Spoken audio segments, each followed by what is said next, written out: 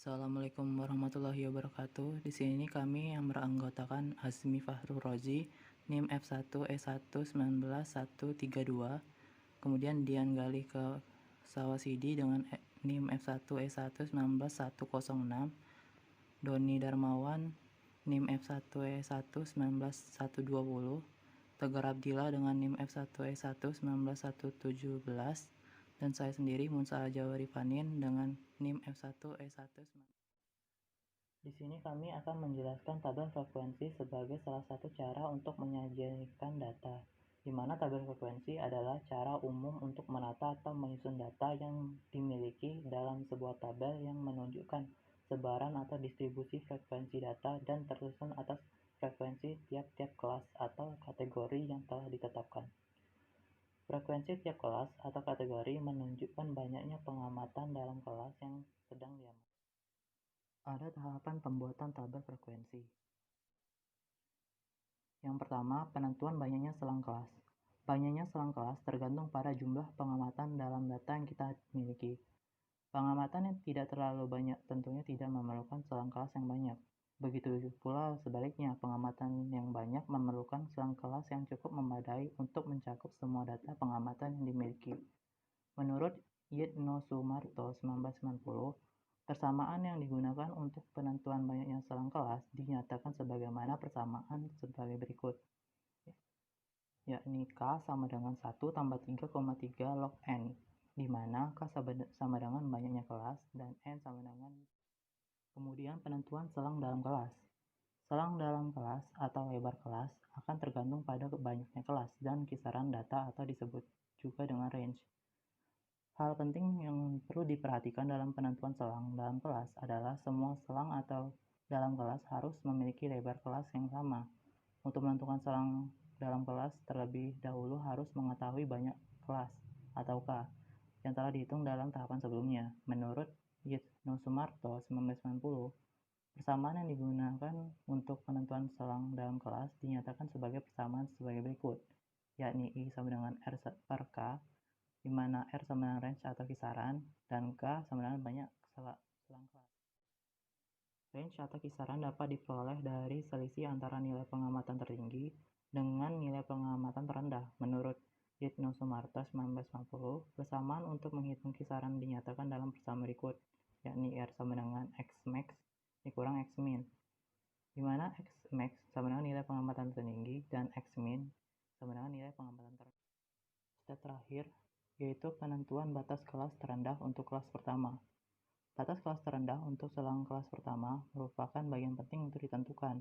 Pada umumnya, batas kelas terendah dari selang kelas pertama ditentukan sedemikian rupa sehingga akan memudahkan kita untuk melihat perbedaan selang kelas pertama dengan selang kelas kedua dan seterusnya. Pada penyajian data tabel frekuensi, terdapat juga frekuensi relatif. Batas kelas terendah untuk selang kelas pertama merupakan bagian menurut Dajan 1991. Frekuensi relatif dapat diartikan sebagai rasio antara frekuensi tiap-tiap kelas dengan frekuensi total atau banyaknya pengamatan secara keseluruhan. Frekuensi relatif dapat dinyatakan dalam bentuk proporsi terhadap frekuensi total dan dapat juga dinyatakan dalam bentuk presentasi terhadap frekuensi total. N penting untuk ditentukan. Pada umumnya, batas kelas terendah dari selang kelas pertama ditentukan sedemikian rupa sehingga akan memudahkan kita untuk melihat perbedaan selang kelas pertama dengan selang kelas kedua.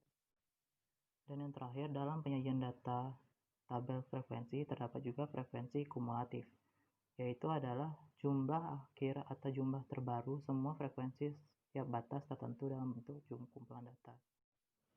Di sini kami mengambil contoh kasus yaitu waktu yang diperlukan mahasiswa untuk sampai ke kampus, di mana terdapat 52 mahasiswa yang menginputkan data berapa lama waktu mereka untuk sampai ke kampus. Kemudian dikumpulkan data tersebut ke dalam bentuk Excel. Dari semua data yang diinput tadi, kami kumpulkan dalam bentuk tabel sederhana agar mempermudah dalam membuat tabel frekuensinya. Maka untuk menentukan tabel frekuensi, kita harus mengikuti langkah yang sudah dijelaskan dalam materi yang disampaikan tadi, yaitu tentukan banyak kolom atau selang kelas, sehingga yang diketahui yakni N atau jumlah mahasiswa atau data yang diinputkan sama dengan 52, kemudian X maksimal atau nilai maksimal sama dengan 60 dan X minimal atau nilai minimal sama dengan 5. Maka dapat ditentukan bahwa selang kelas atau jumlah kolom yaitu 6,6 atau dibulatkan menjadi 7 dan nilai intervalnya yaitu 8. Sehingga bentuk tabel frekuensinya dapat ditentukan dengan interval atau selang dalam kelas yakni 8, kemudian jumlah kolom atau jumlah kelas yaitu 7, lalu jumlah frekuensinya dapat ditentukan dengan kelas-kelas yang sudah ditentukan. Kemudian frekuensi relatifnya yaitu dengan jumlah frekuensi pada setiap kelas dibagi dengan total frekuensi. Lalu frekuensi kumulatifnya yaitu ditentukan dengan frekuensi pada kelas ditambah dengan frekuensi kumulatif pada kelas sebelumnya. Kemudian nilai frekuensi relatifnya dapat dibentuk dalam bentuk persentase, yaitu secara berturut-turut yakni 40%, 27%, 8%, 13%, 4%, 6%.